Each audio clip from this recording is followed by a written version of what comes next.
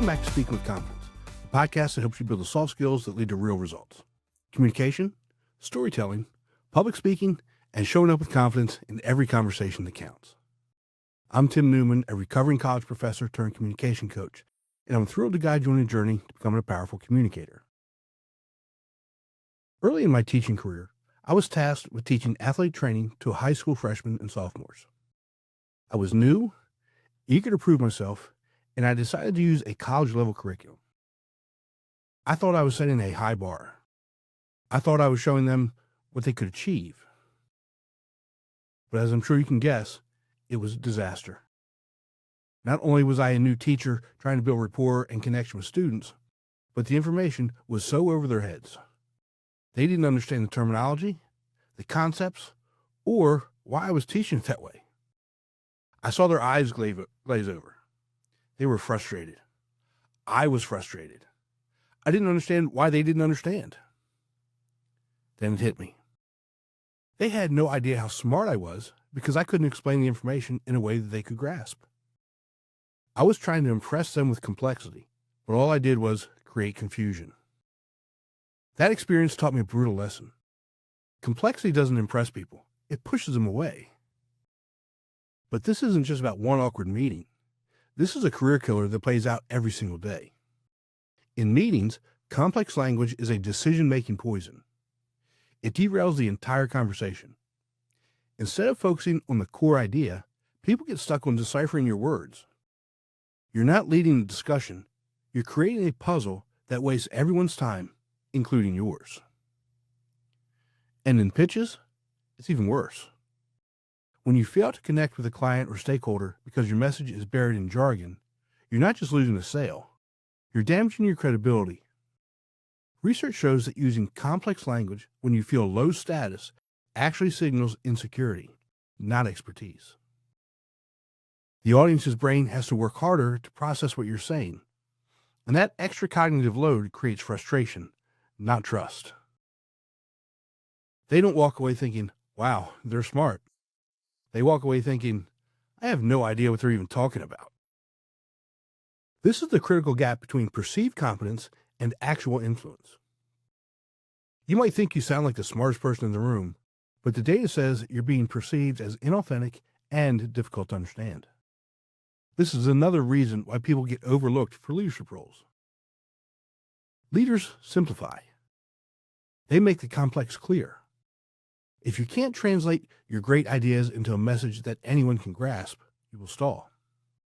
Your career advancement depends on your ability to be understood, not on your ability to sound complicated.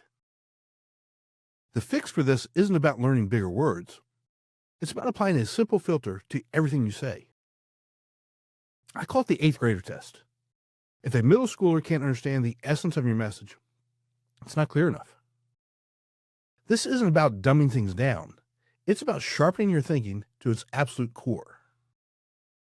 The good news is, the framework for doing this is surprisingly straightforward. It's built on 3 non-negotiable mandates. This framework comes from leadership expert John Maxwell, who spent 50 years studying what makes communication work.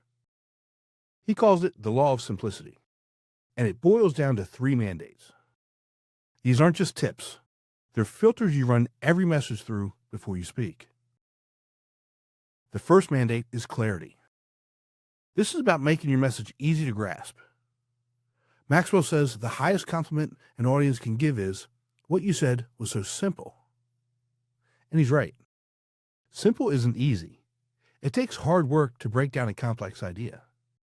And this is where the 8th grader test really applies. If you're explaining a new market strategy, don't talk about leveraging synergistic paradigms. For example, explain it like a chess game. Here's our position. Here's our opponents. And here are the 3 moves we need to make to win. The human brain processes visuals 60,000 times faster than text. So when you see a clear metaphor, you're working with the audience's natural wiring, not against it. The goal is to remove every single word that doesn't serve the core idea. Complexity creeps in when we're unsure. Clarity is the mark of true confidence. The second mandate is brevity. This is about making every word earn its place. Franklin Delano Roosevelt had the right idea. Be sincere, be brief, and be seated. Speaking over time is a crime against your audience's attention. In 2025, actual attention spans in presentations are just 5 to 10 minutes. You don't have time to waste. Brevity forces you to prioritize your impact over word count.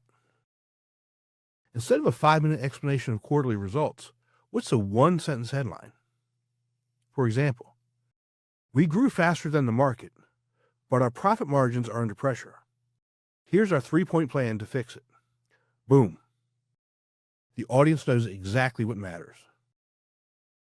Research into presentation clarity shows that people prefer slides with no more than 10 to 25% text. Why? Because when you just read your slides, you make yourself redundant.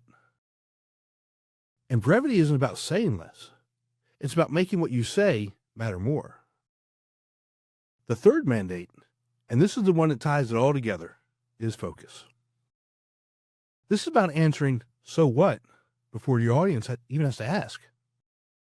Every message needs a single clear takeaway.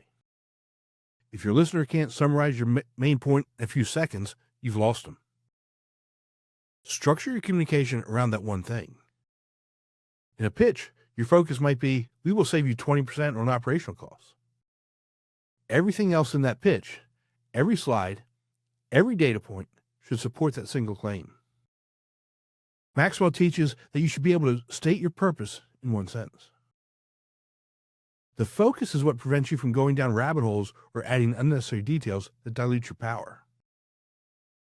When you have a sharp focus, you create what Princeton research calls neurological synchronization. Your brain and the audience's brain lock onto the same wavelength because the message is so unmistakably clear. Now, knowing these 3 mandates is one thing. Applying them is another. The real shift isn't grammatical, it's psychological. You have to move from an ego-driven mindset to an audience-first mindset. The impulse to sound impressive is rooted in insecurity. We think complex words will make us look smart. But the research we looked at earlier proves the opposite.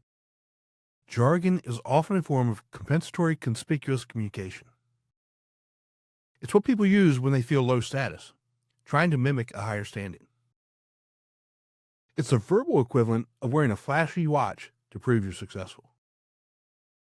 The shift happens when you realize that your job isn't to perform intelligence. Your job is to create understanding. Your success is measured by what your audience grasps, not by how sophisticated you sound. And this is where true leadership begins. Leaders absorb complexity and give back clarity. They are translators. So how do you make this shift practical? Start by auditing your own communication. Before your next meeting or presentation, take your notes and do 3 things. First, apply the clarity mandate. Underline every piece of jargon or technical term. For each one, ask, how would I explain this to a smart 14-year-old? Replace the jargon with a simple metaphor or analogy. Second, apply the brevity mandate. Cut your initial explanation in half. Be ruthless here. If a sentence doesn't directly support your one focused takeaway, delete it. And third, apply the focus mandate. At the top of your page, write down the single answer to what is the one thing I want them to remember. This is the core of simplicity. It's a disciplined practice of filtering every message through clarity, brevity, and focus. When you make this mental shift, something powerful happens. You stop being the person who makes things confusing and start being the person who makes things clear. You build trust instead of skepticism. You demonstrate competence, not through complexity, but through your ability to connect. And that is what gets you noticed, trusted, and promoted.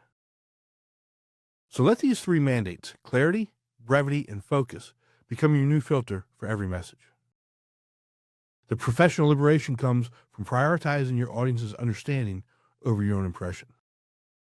And that's the shift from just talking to truly communicating. That's all for today. Remember, we're looking for progress, not perfection.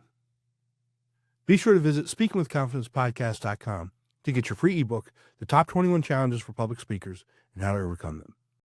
You can also register for the Forum for Public Speaking course. Always remember, your voice has the power to change things. We'll talk to you next time. Take care. That's it for today's episode. But before you go, don't forget to grab your copy of my brand new book, Connections That Count: How to Transform Your Network into Influence, Leadership, and Career Growth, available now on Amazon. It's time to turn your network into real influence and career growth. Pick it up today and start making your connections count.